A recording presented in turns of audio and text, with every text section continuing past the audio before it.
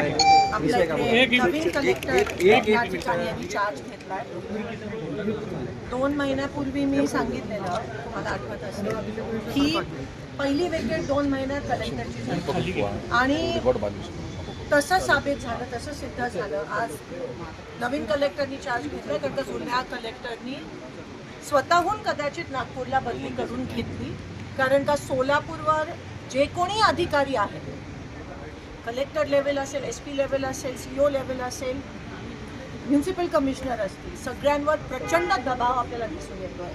हातबळ झालेत अधिकारी. खरं तर मला अधिकाऱ्यांचं वाईट वाटतंय की एवढं संविधानाची शपथ घेऊन एवढे कष्ट करून इथपर्यंत येतात, कष्ट करून, आणि राज्यकर्त्यांच्या दबावामुळे, एका ठराविक विचारसरणीमुळे ह्यांच्यावर प्रचंड दबाव आणि प्रेशर की विरोधी पक्षाचं काम करू नका, आणि त्या गोष्टीला प्रत्येक एक करून हे अधिकारी बिचारे बळी पडतात. आम्ही अधिकाऱ्यांच्या बाजूने बोलतोय, पण पूर्ण सिस्टीमच अशी खराब झाली आहे की अधिकाऱ्यांचा रिस्पेक्ट राहिला नाही.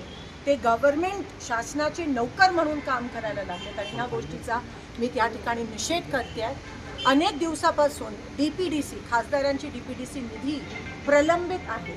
ह्यांची समाज एवढी छोटी आहे की जेव्हा DPDCची निधी अडवतात तेव्हा ती माझी वैयक्तिक निधी अडवत नाही. प्रत्येक गाव ज्यांनी मतदान केलं आहे काँग्रेससाठी, त्या गावातल्या शेतकऱ्याची निधी अडवत आहे. कुठे DPची, कुठे रस्त्याची, कुठे गटाराची, कुठे समाज मंदिराची. प्रत्येक गावातला शेतकरी हा आतुरतेने वाट बघतोय की आमची कामं कधी मंजूर होतात. मग हा सरकारकडून, पालकमंत्र्यांकडून होणारा खूप मोठा पाप आणि अन्याय आहे आमच्या शेतकऱ्यांवर. कारण का इथे NVAचे खासदार असल्यामुळे, काँग्रेसचे खासदार असल्यामुळे जाणून बुजून ही निधी अडवण्यात आली आहे. काही अधिकाऱ्यांची जेव्हा मी फोनवर बोलते तेव्हा ते म्हणतात की मॅम आप समझ सकते हो ना हमारे ऊपर कितना प्रेशर है. मला मी नाव घेऊ इच्छित नाही, पण हे प्रेशर आहे, हा दबाव आहे. आज मी या पत्राद्वारे, कलेक्टर नवीन आले तामिळनाडूचे, संविधानाची शपथ घेऊन प्रचंड कष्ट करून इथपर्यंत पोहोचले, त्यांना मी निवेदन देते आहे. 15 दिवसात आमच्या DPDCची, आमच्या शेतकऱ्याची, आमच्या कष्ट करणाऱ्या गावकऱ्याची निधी जर मंजूर करून दिली नाही तर आम्ही आंदोलन आणि किंवा अमरण उपोषणाचा या ठिकाणी इशारा दिला. आम्ही 15 दिवस देत आहोत, नाहीतर सगळ्या गाव, आज तुम्हाला काहीच नाही, ह्याच्यापेक्षा दुप्पट त्रिप्पट प्रत्येक गावातून लोक येऊन माझ्यासोबत या ठिकाणी अमरण उपोषणावर बसणार आहेत, जोपर्यंत यांची DPDCची निधी मंजूर होत नाही तोपर्यंत. ताई, काँग्रेसकडून असं सांगितलं जातंय, म्हणजे की तुम्हाला विनंती केली आहे की शहराध्यक्ष पदाचं जी धुरा आहे ती तुम्ही, मी त्याच्यावर, माझा विषय आजचा हा आहे. मॅडम, तुम्ही आता कलेक्टरनी बदली करून घेतली असं बघतोय, म्हणजे तुम्हाला मी 2 महिन्यापूर्वी तुम्हाला सांगितलं की तुम्हाला विकेट जाताना दिसेल कधी इलेक्शनच्या वेळेस, कॉर्पोरेशन आणि जिल्हा परिषदच्या वेळेस, आणि तसंच झालंय. मी जसं म्हणाली, हे कष्ट करून इथपर्यंत येतात ऑफिसर. हे प्रत्येक ऑफिसर हा ह्या प्रेशर खाली बळी पडतो असा नाही आहे. आजकालचे ऑफिसर खूप कॉन्शियन्शियस झालेत आणि कष्ट करून इथपर्यंत आले. ते खरंच देशासाठी, तालुक्यासाठी, गावासाठी, जिल्ह्यासाठी काहीतरी करू इच्छिते. जेव्हा त्यांच्यावर एवढं मोठं प्रेशर येतं, आणि मी नाव घेऊ इच्छित नाही, पण माझं त्यांचं अनेकदा संभाषण होतं, म्हणजे मॅम मैं क्या कर सकता, असं जर त्यांना त्यांच्याकडून वक्तव्य येत असेल तर 100% त्यांनी स्वतःहून अजून किती प्रेशर, किती बळी. आणि शेवटी ज्या संविधानाची शपथ घेऊन तुम्ही इथे येता, जर जाणून बुजून प्रेशरमुळे तुम्हाला त्या संविधानाच्या विरोधात जाणं लागत असेल तर तुमचा जो आतमधला आवाज आहे तो किती तुम्हाला छळत असेल की कशासाठी आलात आणि काय करताय. कोणाचा दबाव आहे नेमका?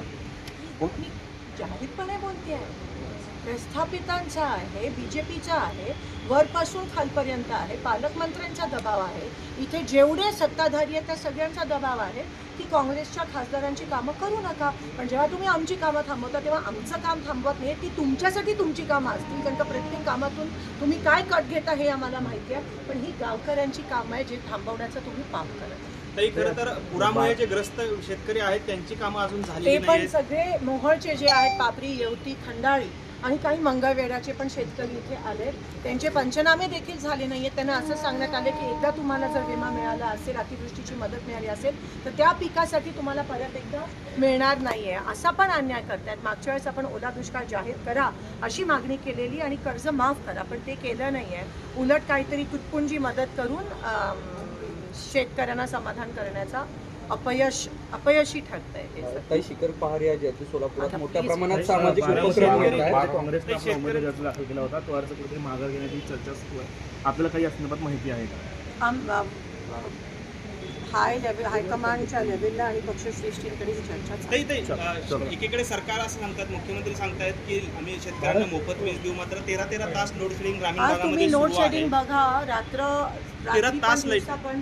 आता गरमीचे दिवस असतात, गुरांना पिकाला पाणी लागतं आणि एवढं लोड शेडिंग महाराष्ट्रात चालू आहे. देशभरात फक्त महाराष्ट्रात लोड शेडिंग चालू आहे आणि हे येणाऱ्या दिवसात अजून वाईट होणार आहे असं मला वाटतं. LPGवर कोणी बोलायला तयार नाही आहे, तेलावर कोणी बोलत आहे. सगळ्या फॅक्टऱ्या बंद पडल्यात आणि लोक बेरोजगार झाले आहेत आणि लोड शेडिंग इतक्या मोठ्या प्रमाणात ह्या ठिकाणी होते आणि सरकार हात वर केलं आहे. खरं तर वीज बिल माफ करायला पाहिजे होतं, कर्ज माफ करायला पाहिजे होतं, पण ते काही केलं नाही. उलट दुष्काळात 13वा महिना हा शेतकऱ्यांवर, दोन्ही करून शेतकऱ्यांचं मरण. तरी जगामध्ये इराण आणि इस्रायलचं जे युद्ध सुरू आहे त्याच्यामध्ये खरं तर भारताची भूमिका महत्त्वाची, कारण भारताला मोठा फटका बसतोय. पण ट्रम्प यांनी जे ट्विट केले त्यांचं असं म्हणणं आहे की पाकिस्तानच्या मध्यस्थीनंतर आम्ही युद्धबंदी ट्रम्प करतोय. बोले तसे मोदीजी डोले असं दिसतंय आपल्याला. कारण का ऑपरेशन सिंदूर सीज फायर त्यांनी अनाऊन्स केलं, टॅरिफ वाढवले. उद्या हे माझे शेतकरी पिकवत आहेत, तोच पीक जर अमेरिकेवरून येणार असेल तर ह्यांचं कोण बघणार? त्यावर स्पष्टता नाही आहे. जर त्यांनी डील केलं अमेरिकेसोबत त्यावर स्पष्टता नाही आहे.